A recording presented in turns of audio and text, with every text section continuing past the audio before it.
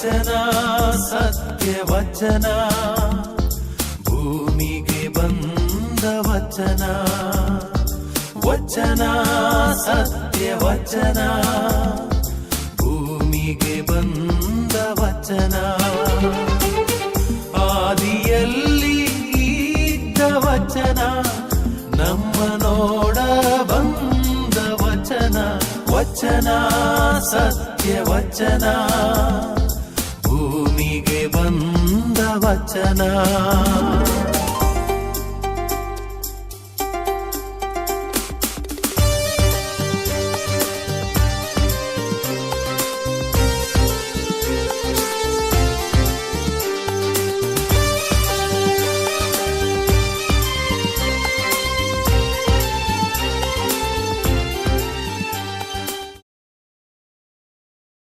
ಪ್ರಿಯರೇ, ವಚನಾಮೃತ ಕಾರ್ಯಕ್ರಮಕ್ಕೆ ನಿಮ್ಮೆಲ್ಲರನ್ನು ಸ್ವಾಗತಿಸುತ್ತೇನೆ. ದೇವರ ವಾಕ್ಯವನ್ನು ನಾವು ಆಲಿಸಿಕೊಳ್ಳುವ ಸಂತ ಮಾರ್ಕನು ಬರೆದ ಸುವಾರ್ತೆ ಅಧ್ಯಾಯ 14 ವಾಕ್ಯ 43ರಿಂದ 52 ತನಕ. ಯೂದನ ಗುರುದ್ರೋಹ. ಯೇಸು ಸ್ವಾಮಿ ಇನ್ನೂ ಮಾತನಾಡುತ್ತಾ ಇರುವಾಗಲೇ 12 ಮಂದಿ ಶಿಷ್ಯರಲ್ಲಿ ಒಬ್ಬನಾದ ಯೂದನು ಅಲ್ಲಿಗೆ ಬಂದನು. ಖಡ್ಗಗಳನ್ನು ಲಾಠಿಗಳನ್ನು ಹಿಡಿದಿದ್ದ ಒಂದು ಗುಂಪು ಅವನೊಂದಿಗೆ ಇತ್ತು. ಮುಖ್ಯ ಯಾಜಕರು, ಧರ್ಮಶಾಸ್ತ್ರಿಗಳು, ಪ್ರಮುಖರು ಅವರನ್ನು ಕಳುಹಿಸಿದ್ದರು. ಗುರುದ್ರೋಹಿಯಾದ ಯೂದನು ಅವರಿಗೆ, ನಾನು ಯಾರಿಗೆ ಮುದ್ದಿಡುತ್ತೋನೋ ಆತನೇ ಆ ವ್ಯಕ್ತಿ, ಆತನನ್ನು ಬಂಧಿಸಿ ಭದ್ರವಾಗಿ ಕರೆದೊಯ್ಯಿರಿ ಎಂದು ಮೊದಲೇ ಸೂಚನೆ ಕೊಟ್ಟಿದ್ದನು. ಅದರಂತೆಯೇ ಅವನು ಅಲ್ಲಿಗೆ ಬಂದ ಕೂಡಲೇ ಯೇಸುವಿನ ಹತ್ತಿರಕ್ಕೆ ನೇರವಾಗಿ ಹೋಗಿ ಗುರುದೇವ ಎಂದು ಹೇಳುತ್ತಾ ಅವರಿಗೆ ಮುದ್ದಿಟ್ಟನು. ತಕ್ಷಣ ಆ ಜನರು ಯೇಸುವನ್ನು ಹಿಡಿದು ಬಂಧಿಸಿದರು. ಆಗ ಸಮೀಪದಲ್ಲಿ ಇದ್ದವರಲ್ಲಿ ಒಬ್ಬನು ತನ್ನ ಖಡ್ಗವನ್ನು ಹಿರಿದು ಪ್ರಧಾನ ಯಾಜಕನ ಆಳನ್ನು ಹೊಡೆದು ಅವನ ಕಿವಿಯನ್ನು ಕತ್ತರಿಸಿಬಿಟ್ಟನು. ಯೇಸು ಸ್ವಾಮಿ ಆ ಗುಂಪಿಗೆ, ದರೋಡೆಗಾರರನ್ನು ಹಿಡಿಯುವುದಕ್ಕೋ ಎಂಬಂತೆ ನನ್ನನ್ನು ಬಂಧಿಸಲು ಖಡ್ಗಗಳನ್ನು ಲಾಠಿಗಳನ್ನು ಹಿಡಿದುಕೊಂಡು ಬರಬೇಕಾಗಿತ್ತೇ? ನಾನು ಪ್ರತಿದಿನ ಮಹಾದೇವಾಲಯದಲ್ಲಿ ನಿಮ್ಮ ನಡುವೆಯೇ ಬೋಧನೆ ಮಾಡುತ್ತಾ ಇದ್ದೆ, ಆಗ ನೀವು ನನ್ನನ್ನು ಬಂಧಿಸಲಿಲ್ಲ. ಆದರೆ ಪವಿತ್ರ ಗ್ರಂಥದಲ್ಲಿ ಬರೆದಿರುವುದು ನೆರವೇರುವಂತೆ ಇದೆಲ್ಲ ಸಂಭವಿಸಿದೆ ಎಂದರು. ಆಗ ಶಿಷ್ಯರೆಲ್ಲರೂ ಯೇಸುವನ್ನು ತೊರೆದು ಪಲಾಯನ ಮಾಡಿದರು. ಮೈಮೇಲೆ ಬಂದು ದುಪ್ಪಟ್ಟಿಯನ್ನು ಮಾತ್ರ ಸುತ್ತಿಕೊಂಡಿದ್ದ ಯುವಕನೊಬ್ಬನು ಯೇಸು ಸ್ವಾಮಿಯನ್ನು ಹಿಂಬಾಲಿಸುತ್ತಿದ್ದನು. ಅವನನ್ನು ಹಿಡಿಯಲು ಆ ಜನರು ಯತ್ನಿಸಿದಾಗ ಅವನು ಆ ದುಪ್ಪಟ್ಟಿಯನ್ನು ಅವರ ಕೈಯಲ್ಲಿ ಬಿಟ್ಟು ಬೆತ್ತಲೆಯಾಗಿ ಓಡಿ ಹೋದನು. ಕ್ರಿಸ್ತರ ಶುಭ ಸಂದೇಶವಿದು. ಕ್ರಿಸ್ತರೇ ನಿಮಗೆ ಸ್ತುತಿಯಾಗಲಿ. ಪ್ರಿಯರೇ, ಯೇಸು ಸ್ವಾಮಿಯ ಮನಸ್ಸು ಅದು ಎಷ್ಟು ನಿಷ್ಕಳಂಕವಾದುದು, ಯಾವ ರೀತಿಯಲ್ಲಿ ತನ್ನ ವೈರಿಯನ್ನು ಕೂಡ ಸ್ನೇಹಿತನಂತೆ ಕಾಣುವವನಾಗಿತ್ತು ಎಂಬುದನ್ನು ಇವತ್ತಿನ ಸುವಾರ್ತೆಯಲ್ಲಿ ನಾವು ಕಾಣಬಹುದು.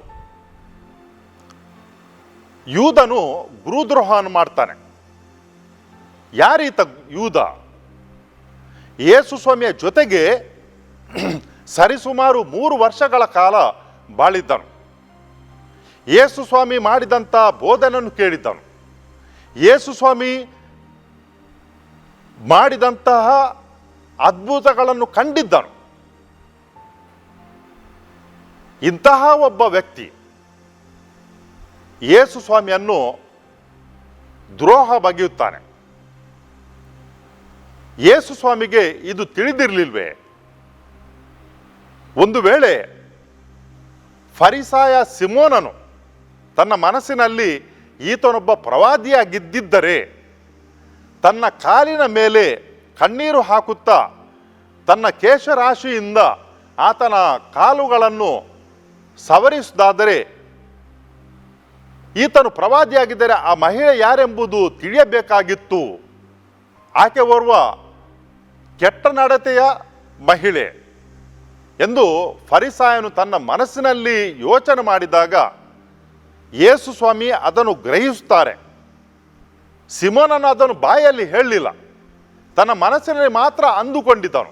ಆದರೆ ಯೇಸು ಸ್ವಾಮಿಗೆ ಅದು ತಿಳಿಯಿತು.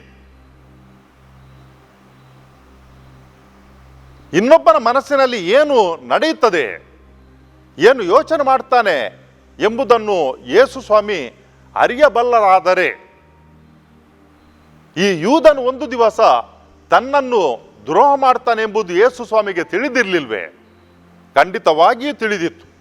ಅದಕ್ಕಾಗಿ ಕೊನೆಯ ಭೋಜನದ ಸಮಯದಲ್ಲಿ ಯೇಸು ಸ್ವಾಮಿ ಹೇಳ್ತಾರೆ, ನಿಮ್ಮಲ್ಲಿ ಒಬ್ಬನು ನನ್ನನ್ನು ದ್ರೋಹ ಬಗೆಯುತ್ತಾನೆ ಎಂದು ಹೇಳುತ್ತೇನೆ ಅಂತ ಯೇಸು ಸ್ವಾಮಿ ಹೇಳಿದರು. ಮುಂದಕ್ಕೆ ಏನು ನಡೆಯುತ್ತದೆ ಅದು ಯೇಸು ಸ್ವಾಮಿಗೆ ತಿಳಿದಿತ್ತು.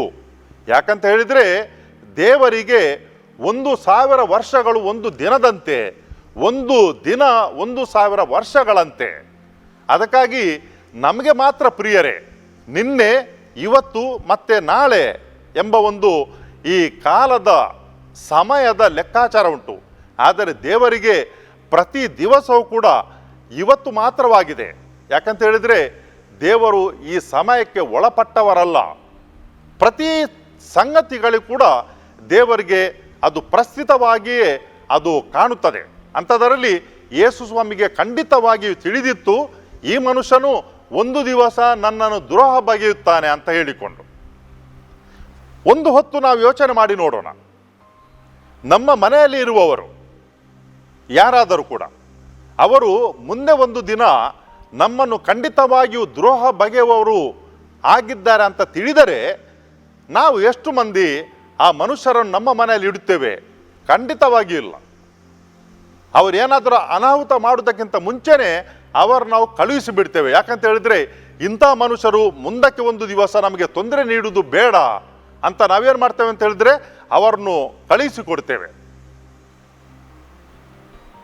ಆದರೆ ಯೇಸು ಸ್ವಾಮಿ ಏನು ಮಾಡ್ತಾರೆ? ಸಂಪೂರ್ಣ ಸ್ವಾತಂತ್ರ್ಯವನ್ನು ನೀಡ್ತಾರೆ ಯೂದನಿಗೆ. ಏನು ಮಾಡಲಿಕ್ಕೆ? ಆತನ ಆಯ್ಕೆಯನ್ನು ಮಾಡಲಿಕ್ಕೆ. ಕೆಟ್ಟದು ಮತ್ತೆ ಒಳಿತು ಈ ಎರಡರ ಮಧ್ಯೆ ಆಯ್ಕೆ ಮಾಡುವಂಥ ಸ್ವಾತಂತ್ರ್ಯವನ್ನು ದೇವರು ನಮಗೆ ಪ್ರತಿಯೊಬ್ಬರಿಗೆ ಕೊಟ್ಟಿದ್ದಾರೆ. ಆ ಏದೋಮ್ ತೋಟದಲ್ಲಿ ಎಲ್ಲ ರೀತಿಯ ಮರಗಳಿದ್ದವು. ಒಂದು ಮರ ಅದು ಜ್ಞಾನದ ಮರ, ಪಾಪ ಮತ್ತು ಪುಣ್ಯವನ್ನು ತಿಳಿಯಲಿಕ್ಕೆ ಅರಿವು ಮಾಡಿಕೊಡುತ್ತಿರುವಂಥ ಮರ. ಅದರ ಹಣ್ಣು ತಿಂದರೆ ದೇವರು ಹೇಳಿದರು ಆದಾಮ ಮತ್ತು ಹವ್ವನಿಗೆ, ಆ ಮರದ ಹಣ್ಣನ್ನು ತಿನ್ನಬೇಡಿ, ಅದು ಪಾಪಕ್ಕೆ ಕಾರಣವಾಗ್ತದೆ ಅಂತ ಹೇಳಿಕೊಂಡು. ದೇವರಿಗೆ ಗೊತ್ತಿತ್ತು ಈ ಮರದ ಹಣ್ಣು ತಿಂದರೆ ಮನುಷ್ಯರು ಪಾಪಕ್ಕೆ ಒಳಗಾಗ್ತಾರಂತ ಹೇಳಿಕೊಂಡು. ಅದಕ್ಕಾಗಿ ಒಂದು ದೇವರು ಆ ಮರವನ್ನು ಸೃಷ್ಟಿಸಬಾರದಿತ್ತು. ಆದರೆ ದೇವರು ಸೃಷ್ಟಿ ಮಾಡ್ತಾರೆ, ಮತ್ತೆ ಆಯ್ಕೆಯನ್ನು ಮನುಷ್ಯನಿಗೆ ನೀಡ್ತಾರೆ. ಯಾಕಂತ ಹೇಳಿದ್ರೆ ಮನುಷ್ಯನಿಗೆ ದೇವರು ಸ್ವಾತಂತ್ರ್ಯವನ್ನು ನೀಡ್ತಾರೆ. ಗುಲಾಮರನ್ನಾಗಿ ಮಾಡಲಿಲ್ಲ ದೇವರು ಮನುಷ್ಯರನ್ನು. ಒಂದು ವೇಳೆ ಆ ಮರವೇ ಇಲ್ಲದಿದ್ದರೆ ಮನುಷ್ಯನ ಸ್ವಾತಂತ್ರ್ಯ ಎಲ್ಲಿ ತಿಳಿಯುತ್ತಿತ್ತು? ಅವರು ಯಂತ್ರಗಳಾಗಿ ಆಗ್ತಿದ್ದರು. ನಮ್ಮ ಆಯ್ಕೆಯಿಂದ ನಾವು ಪ್ರಪಂಚಕ್ಕೆ ನಮ್ಮನ್ನು ಪರಿಚಯ ಮಾಡಿಕೊಡ್ತೇವೆ, ಯಾವ ರೀತಿಯ ಮನುಷ್ಯರು ನಾವು ಆಗಿದ್ದೇವೆ ಅಂತ ಹೇಳಿಕೊಂಡು. ನಾವು ವಿಶ್ವಾಸಿಗಳು ಅಥವಾ ಅವಿಶ್ವಾಸಿಗಳು, ನಮ್ಮನ್ನು ಜನರು ನಂಬಬಹುದು ಅಥವಾ ಜನರು ನಮ್ಮ ಬಗ್ಗೆ ತಿಳಿದುಕೊಂಡು ದೂರಕ್ಕೆ ಸರಿಯಬಹುದು. ಅದನ್ನು ನಾವು ತಿಳಿಯಪಡಿಸ್ತೇವೆ ನಮ್ಮ ಈ ಆಯ್ಕೆಯಲ್ಲಿ. ದೇವರನ್ನು ನಾವು ನಂಬಲಿಕ್ಕೆ ದೇವರು ನಮ್ಮ ಮೇಲೆ ಒತ್ತಡವನ್ನು ಹೇರುವುದಿಲ್ಲ. ಆ ಆಯ್ಕೆ ದೇವರು ನಮಗೆ ಕೊಟ್ಟಿದ್ದಾರೆ. ದೇವರು ನಂಬುವುದಂತ ಹೇಳಿದರೆ ನಮ್ಮ ಜೀವನದಲ್ಲಿ ಕಷ್ಟಗಳು ಬರುವುದಿಲ್ಲ ಎಂಬುದಲ್ಲ. ಕಷ್ಟಗಳು ಬರ್ಬೋದು, ಒಳ್ಳೆದು ಮತ್ತೆ ಒಳಿತು ಕೂಡ ಸಿಗ್ಬಹುದು. ನಾವು ದೇವರನ್ನ ಆಯ್ಕೆ ಮಾಡುವುದು ನಮ್ಮ ಜೀವನದಲ್ಲಿ ಸದಾ ಒಳಿತೇ ಸಿಗುತ್ತದೆ ಎಂಬುದಕ್ಕಲ್ಲ. ದೇವರಲ್ಲಿ ಯಾರು ವಿಶ್ವಾಸವನ್ನು ಇಡುತ್ತಾರೆ ಅವರು ಎಂದಿಗೂ ಕೂಡ ನಾಶ ಆಗುವುದಿಲ್ಲ. ಒಳಿತಿರಬಹುದು ಅಥವಾ ಕಷ್ಟಗಳು ಕೂಡ ಬರಬಹುದು. ಆ ಯೂದನು ಕೂಡ ಅದೇ ರೀತಿ ಯೋಚನೆ ಮಾಡಿದ್ದನು. ಏನಂತ ಹೇಳಿದ್ರೆ ಒಳ್ಳೆಯದು ಬರುತ್ತಿತ್ತು ಅಥವಾ ಇತ್ತು ಆತನ ಜೀವನದಲ್ಲಿ ಯೇಸು ಸ್ವಾಮಿಯನ್ನು ಹಿಂಬಾಲಿಸುತ್ತಿರುವಾಗ. ಆದರೆ ಯಾವಾಗ ಆತನಿಗೆ ಅರ್ಥ ಆಯಿತು ತನ್ನ ಯೋಚನೆಯ ಪ್ರಕಾರ ಯೇಸು ಸ್ವಾಮಿ ಮುಂದಕ್ಕೆ ರಾಜನಾಗುವುದಿಲ್ಲ, ಯಾವ ರೀತಿ ತಾನು ಯೋಚನೆ ಮಾಡಿದ್ದೇನೋ ಆ ರೀತಿಯ ರಾಜ ಯೇಸು ಸ್ವಾಮಿ ಆಗುವುದಿಲ್ಲ ಅಂತ ಯಾವಾಗ ಆತನಿಗೆ ತಿಳಿಯಿತೋ ಆಗ ಆತನು ಯೇಸು ಸ್ವಾಮಿಯನ್ನು ದ್ರೋಹ ಬಗೆಯಲು ಮುಂದಕ್ಕೆ ಬಂದ. ಹಲವಾರು ಬಾರಿ ನಾವು ಕೂಡ ಹಾಗೇನು ಮಾಡುವುದಿಲ್ವೇ? ಏನಂತ ಹೇಳಿದರೆ, ನಾವು ನಂಬುವಂಥ ದೇವರು ಅವರು ಸರ್ವಶ್ರೇಷ್ಠರು, ನಾವು ಬೇಡುದು ಎಲ್ಲವೂ ಕೂಡ ಅವರು ನಮಗೆ ಕೊಡಬೇಕು, ಇಲ್ಲದಿದ್ದರೆ ಏನಾಗ್ತದೆ? ಸಿಟ್ಟು ಬರ್ತದೆ.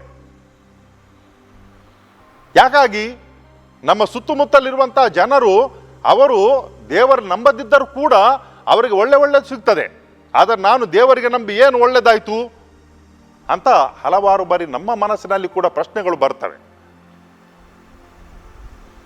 ನಾವು ಪ್ರಾರ್ಥಿಸಿದ ತಕ್ಷಣ ನಾವು ಕೇಳಿದ್ದನ್ನು ದೇವರು ಕೊಡಲೇಬೇಕು, ಹಾಗಾಗಲ್ಲ. ಯಾಕಂತ ಹೇಳಿದ್ರೆ ದೇವರು ನಮ್ಮ ಕೆಲಸದ ಆಳಲ್ಲ, ಅವರು ಸರ್ವಶ್ರೇಷ್ಠರು, ಅವರಿಗೆ ತಿಳಿದುಂಟು ನಮಗೆ ಯಾವುದು ಯಾವಾಗ ಬೇಕು ಎಂಬುದಾಗಿ. ಯೇಸು ಸ್ವಾಮಿ ಭೂಲೋಕಕ್ಕೆ ಪ್ರಪಂಚದ ಅರಸನಾಗಿ ಬಂದಿಲ್ಲ. ಅವ್ರು ಯಾಕೆ ಬಂದದಂತ ಹೇಳಿದರೆ ಸೇವೆಯನ್ನು ಮಾಡಲಿಕ್ಕೆ. ಯೂದನ ಮನಸ್ಸಿನಲ್ಲಿ ಏನಿತ್ತಂತ ಹೇಳಿದರೆ, ಯೇಸು ಸ್ವಾಮಿ ಅರಸನಾದರೆ ನಾವು ಕೂಡ ಅಧಿಕಾರವನ್ನು ಪಡೆಯಬಹುದು ಅಂತ ಹೇಳಿಕೊಂಡು. ಯಾವಾಗ ಆತನಿಗೆ ಅರ್ಥವಾಯಿತು ಯೇಸು ಸ್ವಾಮಿ ಅಧಿಕಾರವನ್ನು ಪಡೆಯುವಂಥ ಅರಸನಲ್ಲ, ಬದಲಾಗಿ ಸೇವೆಯನ್ನು ಮಾಡುವಂಥ ಆ ಸ್ವಾಮಿ ಅಂತ ಆತನಿಗೆ ತಿಳಿಯಿತು. ಇನ್ನು ಮುಂದಕ್ಕೆ ತಾನು ಯೇಸು ಸ್ವಾಮಿಯನ್ನು ಹಿಂಬಾಲಿಸ್ತಾ ಹೋದರೆ ಒಂದು ದಿವಸ ನಾನು ಕೂಡ ಇತರರ ಸೇವೆಯನ್ನು ಮಾಡಬೇಕು, ಅದು ಆತನಿಗೆ ಬೇಕಾಗಿದ್ದಿಲ್ಲ. ಅದಕ್ಕಾಗಿ ಆತನೇನು ಮಾಡ್ತಾನೆ ಅಂತ ಹೇಳಿದರೆ, ಮುಖ್ಯ ಯಾಜಕರೊಂದಿಗೆ ಸಂಧಾನ ಮಾಡಿಕೊಂಡು ಯೇಸು ಸ್ವಾಮಿಯನ್ನು ದ್ರೋಹ ಬಗೆಯಲು ಮುಂದಕ್ಕೆ ಬರ್ತಾನೆ 30 ನಾಣ್ಯಗಳಿಗಾಗಿ. ಮತ್ತೆ ಹೇಳ್ತಾನೆ, ಯಾರಿಗೆ ನಾನು ಮುತ್ತಿಡುತ್ತೇನೋ ಆತನೇ ಆತನಾಗಿದ್ದಾನೆ, ನೀವ್ಯಾರನ್ನು ಹಿಡಿಯಬೇಕೋ ಆತನನ್ನು ನಾನು ಮುದ್ದಿಡುತ್ತೇನೆ ಅಂತ ಹೇಳಿಕೊಂಡು. ನೋಡಿ ಪ್ರಿಯರೇ, ಎಂಥ ಮನುಷ್ಯರಿದ್ದಾರೆ. 3 ವರ್ಷಗಳ ಕಾಲ ಆತನು ಯೇಸು ಸ್ವಾಮಿಯ ಜೊತೆ ಇದ್ದನು, ಯೇಸು ಸ್ವಾಮಿಯ ಜೊತೆ ಊಟ ಮಾಡಿದ್ದಾನೆ. ಆ ಮನುಷ್ಯನ ಹೃದಯದಲ್ಲಿ ಏನಿತ್ತು ನೋಡಿ. ಯೇಸು ಸ್ವಾಮಿ ಚಿಕ್ಕ ಮಗು ಇದ್ದಾಗ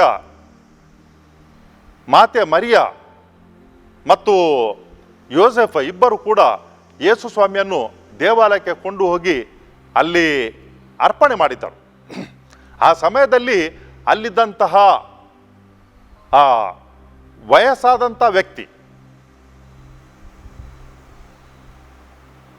ಸಿಮ್ಯೋನ್, ಆತನು ಏನು ಹೇಳ್ತಾನಂತ ಹೇಳಿದರೆ, ಈ ಬಾಲಕನು ಅನೇಕರು ಎದ್ದೇಳಲಿಕ್ಕೆ ಮತ್ತೆ ಅನೇಕರು ಬೀಳಲಿಕ್ಕೆ ಕಾರಣರಾಗ್ತಾನೆ ಮತ್ತು ಅನೇಕರ ಅಂತಃಕರಣದಲ್ಲಿ ಏನೆಲ್ಲ ಅಡಕವಾಗಿದೆಯೋ ಅದು ಹೊರಗೆ ಬರುವಂತೆ, ಪ್ರಪಂಚಕ್ಕೆ ಕಾಣುವಂತೆ ಮಾಡುತ್ತಾನೆ, ಕಾರಣನಾಗ್ತಾ ಅಂತ ಹೇಳಿಕೊಂಡು. ಯೂದನ ಮನಸ್ಸಿನಲ್ಲಿ ಒಂದು ಆಳವಾದಂಥ ಒಂದು ಹೃದಯದಲ್ಲಿ ಒಂದು ಆಸೆ ಇತ್ತು, ಒಂದು ದಿವಸ ಯೇಸು ಸ್ವಾಮಿ ರಾಜನಾಗ್ತಾನೆ, ನಾನು ಮಂತ್ರಿ ಆಗ್ತೇನೆ ಅಂತ ಹೇಳಿಕೊಂಡು. ಆದರೆ ಆಸೆ ನೆರವೇರಲಿಲ್ಲ. ಅದಕ್ಕಾಗಿ ಆತನು ಹತಾಶನಾದನು, ನಿರಾಶೆಗೆ ಒಳಗಾದನು. ಆತನ ಅಂತಃಕರಣದ ಒಳಗೆ, ಆತನ ಹೃದಯದ ಒಳಗೆ ಒಂದು ಆಸೆ ಅದು ಅಲ್ಲಿ ಹುದುಗಿಕೊಂಡಿತ್ತು, ಅದು ಹೊರಕ್ಕೆ ಬಂತು. ಯೇಸು ಸ್ವಾಮಿ ಈ ಪ್ರಪಂಚದಲ್ಲಿ ಹಲವಾರು ಜನರು ಬೀಳಲಿಕ್ಕೆ ಮತ್ತು ಹಲವಾರು ಜನರು ಮೇಲೇಳಲಿಕ್ಕೆ ಕಾರಣರಾಗ್ತಾರೆ. ಯಾರೆಲ್ಲರೂ ಕೂಡ ಬೀಳ್ತಾರೆ, ಯಾರು ತನ್ನನ್ನೇ ತಾನು ಮೇಲಕ್ಕೇರಿಸ್ತಾರೋ ಅವರು ಕೆಳಗೆ ಬೀಳ್ತಾರೆ, ಯಾರು ತನ್ನನ್ನೇ ತಾನು ತಗ್ಗಿಸ್ತಾರೆ ಅಂಥವರನ್ನು ಯೇಸು ಸ್ವಾಮಿ ಮೇಲಕ್ಕೆತ್ತುತ್ತಾರೆ. ಯೇಸು ಸ್ವಾಮಿಯನ್ನು ಅನೇಕ ಜನರು ಕಂಡಿದ್ದರು, ಅವರ ಅಪರಿಚಿತರ ಆಗಿರಲಿಲ್ಲ, ಪರಿಚಿತರು. ಅವರ ಬೋಧನೆಯನ್ನು ಜನರು ಕೇಳಿದ್ದರು, ಅವರ ಅದ್ಭುತಗಳನ್ನು ಜನರು ಕಂಡಿದ್ದರು. ಆದರೆ ಯಾಕಾಗಿ ಈ ಯೂದನ್ ಹೋಗಿ ಯೇಸು ಸ್ವಾಮಿಗೆ ಮುತ್ತಿಡಬೇಕಾಯಿತು? ಅವರನ್ನು ಹಿಡೀಲಿಕ್ಕೆ ಯಾವ ರೀತಿ ಬಂದರು? ಕೈಯಲ್ಲಿ ಕತ್ತಿ ಹಿಡಿದು ಬಂದರು ಅವರು. ಯೇಸು ಸ್ವಾಮಿ ಕೇಳ್ತಾರೆ, ನೀವು ಯಾಕೆ ಕತ್ತಿ ಹಿಡಿದು ಬಂದಿದ್ದೀರಿ? ಏನು ಮಾಡಲಿಕ್ಕೆ? ಮಹಾದೇವಾಲಯದಲ್ಲಿ ನಾನು ಪ್ರತಿನಿತ್ಯ ಬೋಧನೆ ಮಾಡ್ತಿದ್ದೇನೆ, ನೀವು ನೋಡಿದ್ದೀರಿ ನನ್ನನ್ನು, ಈಗ ಯಾಕಾಗಿ ಕತ್ತಿ ಹಿಡಿತಾ ಬಂದಿದ್ದೀರಿ ಅಂತ ಹೇಳಿಕೊಂಡು. ಪ್ರಿಯರೇ, ಯಾರು ಹೆದರಿದ್ದರು? ಕತ್ತಿ ಹಿಡಿದಂಥ ಮನುಷ್ಯರು ನಿಜವಾಗಿಯೂ ಅಶಕ್ತರಾಗಿದ್ದರು. ತನ್ನಲ್ಲಿ ಏನೇನು ಕತ್ತಿ ಅಥವಾ ಆಯುಧಗಳು ಇಲ್ಲದಂಥ ಯೇಸು ಸ್ವಾಮಿ ಅಷ್ಟೊಂದು ಧೈರ್ಯದಿಂದ ಮಾತನಾಡುತ್ತಿದ್ದರು. ಯಾವ ಮನುಷ್ಯನು ಮರಣಕ್ಕೆ ಹೆದರುತ್ತಾನೋ ಆತನು ನಿಜವಾಗಿಯೂ ಪುಕ್ಕಲು ಮನುಷ್ಯ. ಆತನಲ್ಲಿ ಕತ್ತಿ ಇದ್ದರೂ ಕತ್ತಿ ಇಲ್ಲದಿದ್ದರೂ ಕೂಡ ಆತನು ಹೆದರಿ ಹೋಗ್ತಾನೆ. ಯಾರು ಮರಣಕ್ಕೆ ಹೆದರುವುದಿಲ್ವೋ ಆತನಿಗೆ ಆಯುಧಗಳು ಬೇಕಾಗಿಲ್ಲ. ಆತನು ಎಲ್ಲವನ್ನು ಕೂಡ ಎದುರಿಸಲಿಕ್ಕೆ ತಯಾರಿರ್ತಾನೆ. ಯೇಸು ಸ್ವಾಮಿ ಏನು ಮಾಡ್ತಾರೆ ಅಂತ ಹೇಳಿದ್ರೆ, ಕತ್ತಿ ಹಿಡಿದಂಥ ಮನುಷ್ಯರನ್ನು ಎದುರಿಸ್ತಾರೆ. ಮತ್ತೆ ಕೇಳ್ತಾರೆ, ಈ ಕತ್ತಿಗಳೆಲ್ಲ ಯಾಕಾಗಿ ಬಂದಿದ್ದೀರಿ ನಾವು? ಯೇಸು ಸ್ವಾಮಿ ತಯಾರಿದ್ದಾರೆ. ಯೇಸು ಸ್ವಾಮಿ ತಯಾರಿದ್ದಾರೆ ತನ್ನ ಜೀವವನ್ನು ಪ್ರಪಂಚದ ಮಾನವರಿಗಾಗಿ ಅರ್ಪಿಸಲಿಕ್ಕೆ.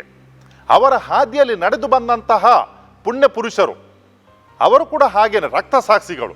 ಅವರು ಸಾವಿಗೆ ಹೆದರಲಿಲ್ಲ. ಅದಕ್ಕಾಗಿ ಅವರು ಜಯಶೀಲರಾಗಿದ್ದಾರೆ. ಯೇಸು ಸ್ವಾಮಿ ಮರಣದಿಂದ ಪುನರುತ್ಥಾನಗೊಂಡಿದ್ದಾರೆ. ಅವರ ಹಿಂದೆ ಯಾರೆಲ್ಲರೂ ಕೂಡ ಆ ದಾರಿಯಲ್ಲಿ ನಡೆದುಕೊಂಡು ಹೋಗಿದ್ದಾರೆ ಅವರೆಲ್ಲರೂ ಕೂಡ ಇವತ್ತು ಜಯಶೀಲರಾಗಿ ದೇವರ ಸಾಮ್ರಾಜ್ಯದಲ್ಲಿ ಯೇಸು ಸ್ವಾಮಿಯೊಂದಿಗೆ ಇದ್ದಾರೆ. ಯೂದನು ಯೇಸು ಸ್ವಾಮಿಯನ್ನು ಮಾರುತ್ತಾನೆ ಹಣಕ್ಕಾಗಿ. ಆದರೆ ಹಣ ಆತನಿಗೆ ದಕ್ಕುವುದಿಲ್ಲ. ಪಶ್ಚಾತ್ತಾಪ ಪಡ್ತಾನೆ, ಹೋಗಿ ಹಣವನ್ನು ಬೀಸಾಡ್ತಾನೆ, ಮತ್ತೆ ಆತ್ಮಹತ್ಯೆ ಮಾಡಿಕೊಳ್ಳುತ್ತಾನೆ. ಇತ್ತೀಚೆಗೆ ನಾನೊಂದು ವಿಡಿಯೋ ಚಿತ್ರಣವನ್ನು ನೋಡಿದೆ. ವಯಸ್ಸಾದಂಥ ಓರ್ವ ವ್ಯಕ್ತಿ, ತುಂಬ ವಯಸ್ಸಾಗಿದೆ, ಅವರ ಹತ್ರ ಮಾತನಾಡುವಾಗ ಅವರ ಮುಖದಲ್ಲಿ ಎಷ್ಟೊಂದು ಸಂತೋಷ ಉಂಟು. ಅವರ ಹತ್ರ ಕೇಳ್ತಾರೆ, ನಿಮ್ಮ ಆರೋಗ್ಯದ ಗುಟ್ಟೇನಂತ ಹೇಳಿಕೊಂಡು ಅವರು ಹೇಳ್ತಾರೆ, ನನಗೇನು ಕೂಡ ಅಪೇಕ್ಷೆಗಳು ಇಲ್ಲ ಜೀವನದಲ್ಲಿ. ಅದಕ್ಕಾಗಿ ನನ್ನ ಜೀವನದಲ್ಲಿ ನಿರಾಸೆ ಎಂಬುದಿಲ್ಲ. ಯಾವಾಗ ನಿರಾಸೆ ಎಂಬುದಿಲ್ವೋ ಆಗ ಜೀವನದಲ್ಲಿ ಸಂತೋಷ ಇರ್ತದೆ. ಆ ಸಂತೋಷವೇ ಆರೋಗ್ಯಕ್ಕೆ ಮುಖ್ಯ ಕಾರಣ. ನಮ್ಮ ಜೀವನದಲ್ಲಿ ಅಪೇಕ್ಷೆಗಳು ಇಲ್ಲದಾಗ ನಮ್ಮ ಜೀವನದಲ್ಲಿ ನಿರಾಸೆ ಉಂಟಾಗುವುದಿಲ್ಲ. ಪ್ರಿಯರೇ, ಯೂದನು ಈ ಅಪೇಕ್ಷೆ ಎಂಬ ಆಶೆಗೆ ಒಳಗಾದಂಥ ಓರ್ವ ಈ ವ್ಯಕ್ತಿಯಾಗಿದ್ದಾನೆ, ಗುಲಾಮನಾಗಿದ್ದಾನೆ. ನಮ್ಮ ಜೀವನದಲ್ಲಿ ಆಸೆಗಳು ಇಲ್ಲದಿದ್ದರೆ, ಆಕಾಂಕ್ಷೆಗಳು ಇಲ್ಲದಿದ್ದರೆ ನಾವು ತುಂಬ ಸ್ವತಂತ್ರರಾಗುತ್ತೇವೆ. ನಮ್ಮ ಅಂತಃಕರಣದ ಧ್ವನಿಯನ್ನು ನಾವು ಕೇಳಿಕೊಂಡು ಆ ದಾರಿಯಲ್ಲಿ ನಡೀಲಿಕ್ಕೆ ನಮಗೆ ಸಾಧ್ಯ ಆಗ್ತದೆ. ನಮ್ಮಲ್ಲಿ ಆಸೆ ಆಕಾಂಕ್ಷೆಗಳು ಇದ್ದರೆ, ನಾವು ಹೀಗೆ ಆಗಬೇಕು ಹಾಗೆ ಆಗಬೇಕು ಅಂತ ಕನಸುಗಳು ನಮ್ಮ ಜೀವನದಲ್ಲಿ ಇದ್ದರೆ ನಮಗೆ ಒಂದು ಹೆದರಿಕೆ ಇರ್ತದೆ. ನಾನೇನಾದರೂ ಒಂದು ಮಾಡಿಬಿಟ್ರೆ ಅದು ಇತರರಿಗೆ ಒಳ್ಳೆಯದಾಗದಿದ್ದರೆ ನನ್ನ ಆಸೆ ಆಕಾಂಕ್ಷೆಗಳು, ನನ್ನ ಕನಸುಗಳು ಎಲ್ಲ ಬಿದ್ದು ಹೋಗುತ್ತವೆ. ಅದಕ್ಕಾಗಿ ತುಂಬ ಜನರು ಏನು ಮಾಡ್ತಾರೆ ಅಂತ ಹೇಳಿದ್ರೆ, ಉತ್ತಮ ಮನುಷ್ಯರು, ಒಳ್ಳೆಯ ಜನರು ಏನು ಮಾಡ್ತಾರೆ ಅಂತ ಹೇಳಿದ್ರೆ, ಅದು ಹೇಳಬೇಕಾದ್ರೂ ಕೂಡ ಹೇಳುವುದಿಲ್ಲ. ಯಾಕಂತ ಹೇಳಿದ್ರೆ ಒಂದು ರೀತಿಯ ಭಯ. ಜನರಿಗೇನಾದರೂ ತಿಳಿದರೆ, ತನ್ನನ್ನು ನಿರಾಕರಿಸಿದರೆ ಏನಾಗ್ತದೆ ಅಂತ ಹೇಳಿಕೊಂಡು. ಯಾರು ಈ ಒಂದು ಆಸೆ ಆಕಾಂಕ್ಷೆಗಳು ಇಲ್ಲದಂಥ ಜನರಿರ್ತಾರೆ, ಖುಲ್ಲ ಮನಸ್ಸಿನಿಂದ ಮಾತನಾಡುತ್ತಾರೆ. ಅವರಿಗೆ ಯಾವ ಭಯ ಕೂಡ ಇರುವುದಿಲ್ಲ. ಅವರು ದೇವರಿಗೆ ಮೆಚ್ಚುಗೆ ಆಗುವಂಥ ರೀತಿಯಲ್ಲಿ ಜೀವಿಸ್ತಾರೆ. ಪ್ರಿಯರೇ, ಈ ವಾಕ್ಯವನ್ನು ಇವತ್ತು ಕೇಳಿಸ್ತಿರುವಾಗ ನಾವು ಸ್ವಾಮಿ ಯೇಸುವಲ್ಲಿ ಪ್ರಾರ್ಥಿಸುವ. ಅವರು 12 ಮಂದಿ ಶಿಷ್ಯರನ್ನು ಯಾವ ರೀತಿ ಕಂಡರೋ ಅದೇ ರೀತಿಯಲ್ಲಿ ಯೂದನನ್ನು ಕೂಡ ತನ್ನ ಸಂಗಡ ಇಟ್ಟುಕೊಂಡಿದ್ದರು. ನಮ್ಮ ಸುತ್ತಮುತ್ತ ಅನೇಕ ಜನರು ಇರ್ತಾರೆ, ನಮಗೆ ಒಳ್ಳೆಯದನ್ನು ಮಾಡುವವರು, ಕೆಡುಕನ್ನು ಬಗೆಯುವವರು. ಆದರೆ ಯೇಸು ಸ್ವಾಮಿ ತನ್ನ ಪಿತದೇವರು ಏನು ಮಾಡ್ತಾರೆ ಅದೇ ಪ್ರಕಾರ ಎಲ್ಲರನ್ನು ನೋಡಿದ್ದರು, ಒಂದೇ ರೀತಿಯಾಗಿ ಸಮಾನಾಗಿ. ನಮ್ಮ ಸ್ವರ್ಗದಲ್ಲಿರುವಂಥ ಪಿತದೇವರು ಎಲ್ಲರ ಮೇಲೆ ಮಳೆಯನ್ನು ಸುರಿಸ್ತಾರೆ ಒಂದೇ ರೀತಿಯಾಗಿ, ಎಲ್ಲರ ಮೇಲೆ ಸೂರ್ಯನು ಉದಯಿಸುವಂತೆ ಮಾಡ್ತಾರೆ ಒಂದೇ ರೀತಿಯಾಗಿ. ಕೆಡುಕನ್ನು ಯಾರು ಮಾಡ್ತಾರೆ ಅದು ಅವರಿಗೆ ಬಿಟ್ಟದ್ದು. ನಾವೇನು ಮಾಡುತ್ತೇವೆ ಅದನ್ನು ನಾವು ಯೋಚನೆ ಮಾಡಿ ನೋಡಬೇಕು. ಅದಕ್ಕಾಗಿ ಇತರರ ಪ್ರತಿಕ್ರಿಯೆಗೆ ಅನುಗುಣವಾಗಿ ನಾವು ನಡೆಯದೆ ನಮ್ಮ ಅಂತಃಕರಣದ ಧ್ವನಿಗೆ ನಾವು ಕಿವಿಗೊಟ್ಟು ಬಾಳುವಂತೆ ದೇವರು ನಮ್ಮನ್ನು ಕರುಣಿಸಲಿ ಎಂದು ನಾವು ಪ್ರಾರ್ಥಿಸುವ. ಕರ್ತರಾದ ದೇವರೇ, ನಿಮ್ಮ ಪುತ್ರರು ಈ ಭೂಲೋಕಕ್ಕೆ ಬಂದಾಗ ಯೂದನು ತನಗೆ ದ್ರೋಹ ಬಗೆಯುವಂಥ ಒಂದು ಸಂದರ್ಭ ಬಂದಾಗ ಕೂಡ ನಿಮ್ಮ ಪುತ್ರರು ಅವನ ಮೇಲೆ ಸಿಟ್ಟುಗೊಳ್ಳದೆ, ಕೆಡುಕನ್ನು ಬಗೆಯದೆ ನಿರಾತಂಕವಾಗಿದ್ದರು. ಕರ್ತರಾದ ದೇವರೇ, ನಿಮ್ಮ ಹಾಗೆ ನಿಮ್ಮ ಪುತ್ರರು ಈ ಭೂಲೋಕಕ್ಕೆ ಬಂದಾಗ ನಡೆದುಕೊಂಡು ನಮಗೆ ಉತ್ತಮವಾದ ಒಂದು ಉದಾಹರಣೆ ನೀಡಿದರು.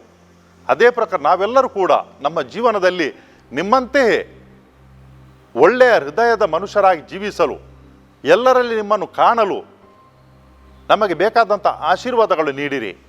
ನಮ್ಮೊಂದಿಗೆ ಈ ಪ್ರಾರ್ಥನೆಯಲ್ಲಿ ಭಾಗವಹಿಸ್ತಿರುವಂಥ ಪ್ರತಿಯೊಬ್ಬರಿಗೆ ಮತ್ತು ಅವರ ಮನೆಯವರಿಗೆ ಆರೋಗ್ಯವನ್ನು ದಯಪಾಲಿಸಿರಿ, ನೆಮ್ಮದಿ ಮತ್ತು ಶಾಂತಿಯನ್ನು ದಯಪಾಲಿಸಿರಿ ಎಂದು ನಿಮ್ಮನ್ನು ಪ್ರಾರ್ಥಿಸುತ್ತೇವೆ. ಆಮೇನ್.